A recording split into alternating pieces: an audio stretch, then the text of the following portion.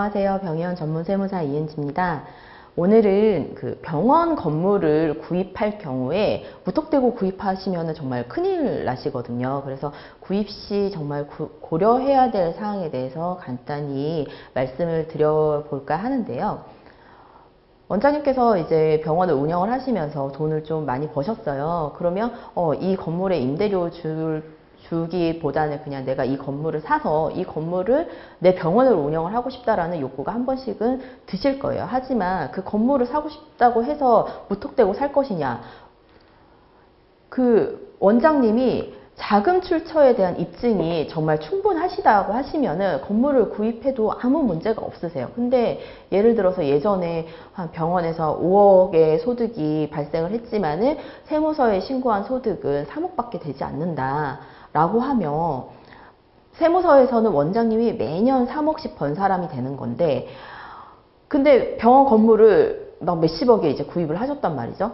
그러면 세무서에서 파악하고 있는 원장님의 소득과 이 병원 건물을 구입했을 때 그 자금 출처가 맞지 않는다는 거죠. 그러면 세무서에서는 이 사람이 그 전에 소득 신고를 했을 때 소득 매출 매출을 좀 줄여서 세금을 탈루했구나, 아니면 경비를 좀 많이 넣어서 세금 탈루를 했구나 라고 이제 추정을 하게 돼서 세무조사를 나오게 되는 거죠. 그래서 무턱대고 건물을 구입하셨다고는 정말 큰일 나시고요. 자금 출처에 대한 입증이 충분하신지 검토를 미리 세무 전문가와 하신 다음에 구입을 고려를 하셔야 되시고, 만약에 이제 자금 출처에 대한 그 입증이 좀 충분하시다라고 하시면 원장님 명의로 구입을 하시는 것보다 그 배우자분의 명의로 구입하시는 것도 한번 고려해 볼 만한 사항입니다. 여기 보시면 왜냐하면 병원 원장님이 건물을 구입하게 될 경우에는 우리 병원이 면세사업자이기 때문에 건물분 부가가치세에 대해서 환급을 받지 못하게 되거든요. 근데 배우자분께서 그 건물을 취득을 하시고 임대사업자 등록을 하신 다음에 병원에 임대를 주게 된다고 하면은 임대사업자는 과세사업자이기 때문에 건물분에 대한 부가가치세가 환급이 가능하고요. 그리고 병원 입장에서는 부인한테 계속 임대료를 지급을 하니까, 임차료를 지급을 하니까 그 지불한 임차료에 대해서 또 비용 처리가 가능해서 절세 효과가 있을 수가 있고요.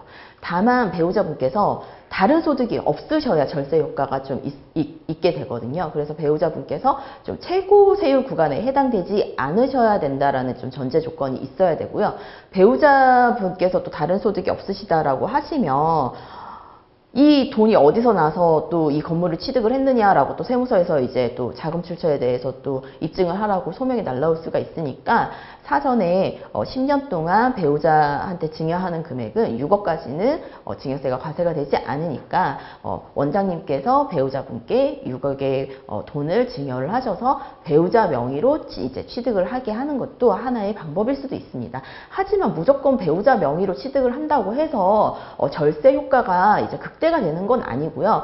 각각의 상황이 다 다르기 때문에 원장님의 세율 구간이 어느 구간에 해당되어 있고, 배우자분의 그 상황이 어떤 상황이고, 병원의 상황이 어떤 상황인지 각종의 그 상황들을 다 고려를 해서 두 사람의 종합적인 그 절세 효과를 시뮬레이션을 해봐야 되기 때문에 이 부분도 이제 세무 전문가 이제 상의를 하시면서 건물 구입에 대해서 좀 고려를 해 보셔야 하실 것 같습니다. 네, 오늘은 병원 건물 시 이제 병원 건물 구입 시 이제 고려해야 될 사항에 대해서 좀 알아보았습니다. 세무사 이은지였습니다. 감사합니다.